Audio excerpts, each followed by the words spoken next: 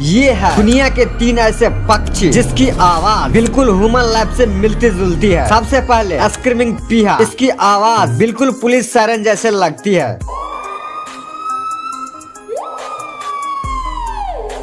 Next layer bird, जो किसी भी आवाज को बहुत ही आसान तरीके से नकल कर सकता है।